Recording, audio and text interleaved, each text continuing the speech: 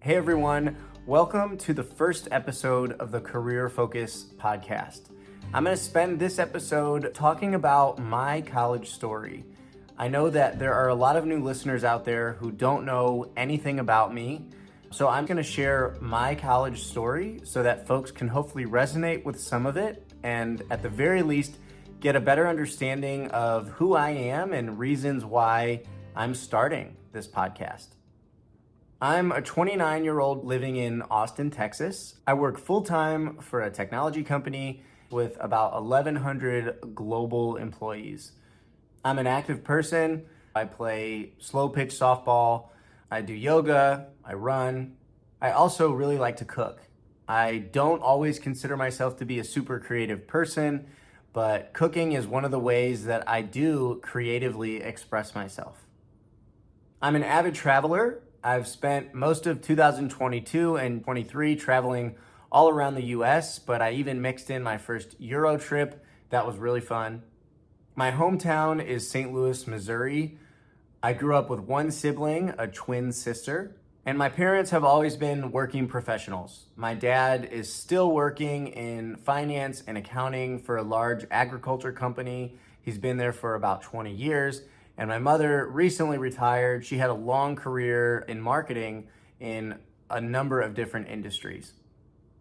So my college story, I went to school at Ball State University in Muncie, Indiana. I graduated in December of 2016.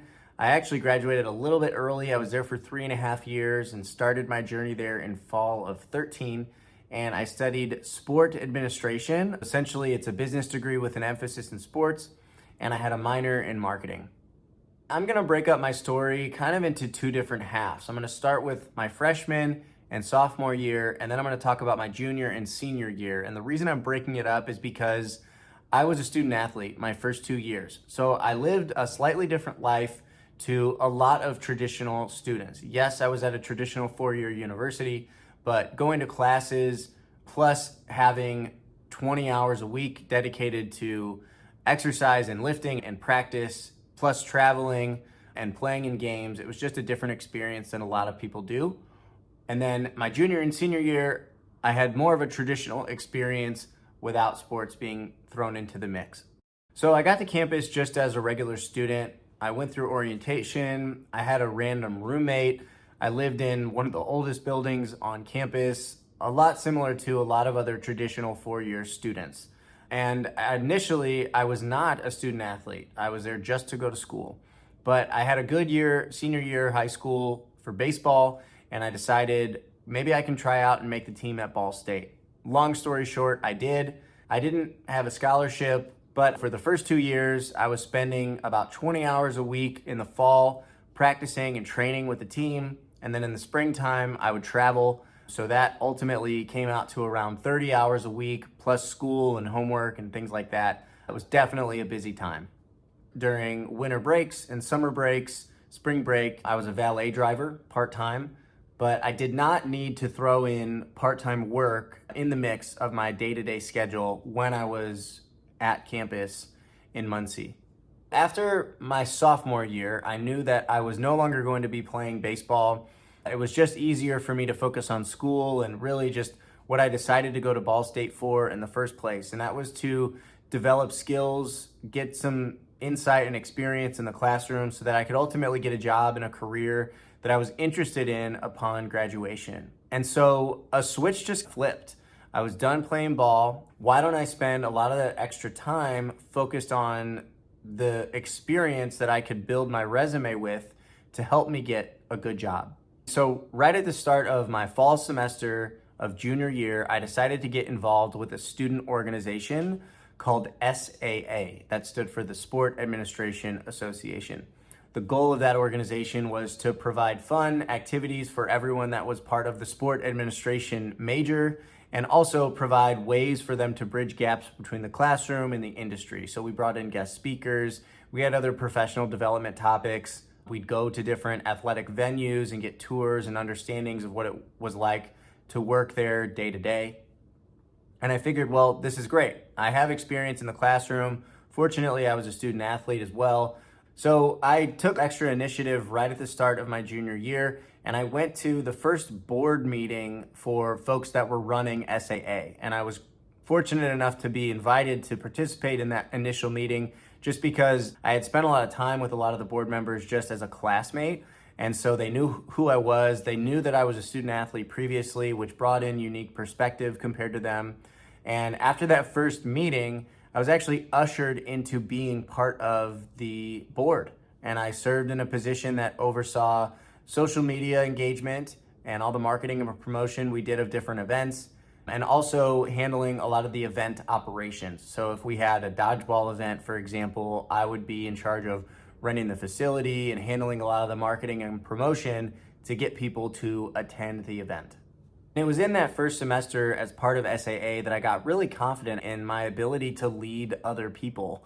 I had my sights set on developing experience that was going to help me get a job, and I thought I was organized enough and spoke well enough and just ultimately had the drive and initiative to lead others. And I did. I interviewed to be the president after the first semester, and I served as the president for a full calendar year right up until I graduated. I did a lot of that I was proud of. I increased our membership numbers. I organized and structured our bylaws and got things written down properly so that we could sustain a lot of the success that we had. When you're a student organization leader, whether you're the president, vice president, social media chair, a volunteer, that helped me get eyeballs on my resume and also provide ways for me to tell good stories when I was interviewing for internships. And I was really lucky. My first internship was with the Cincinnati Reds. And if there's any baseball fans out there, you know that is a Major League Baseball team located in the Midwest. For me, growing up a baseball guy, being a baseball student athlete, and now getting an internship working for a Major League Baseball team, really sweet deal. And I was really fortunate to not only be immersed in the glamour of Major League Baseball, but I got to do some really good, valuable stuff. I was part of the promotional marketing team. I handled a lot of the operations and things that were geared around the baseball events that weren't necessarily baseball. So I was escorting national anthem people on to the field before the game would start. I would pick volunteers to participate in games up on the video board, and then all types of administrative work that would take place in between games. And it was a really good, well-rounded experience. Super grateful to have great mentors and managers that were part of that experience to not only go with the glamour and the excitement of Major League Baseball. That rolled into another internship opportunity with the Indiana Pacers. That's an NBA basketball team that's located in Indianapolis, Indiana. So I was commuting on weekends and sometimes during the week to help with premium level experiences at the arena. Really what that means is the people that are paying a little bit extra money for courtside seats or access into a particular suite or club, I was assisting them with whatever they needed. So I was a customer service person, but you had to really prove that you had skills and ability to think quickly and solve problems to help the highest paying, most valuable customers that were coming into the building. And by the time that my 2 internships were done, graduation was right around the corner for me, and I felt like I identified myself as a leader who was really driven and organized. I was articulate. I had good experience under my belt working for 2 major league level sports franchises. And all of that combined really provided opportunity for me to get a good job for the sports industry upon graduation.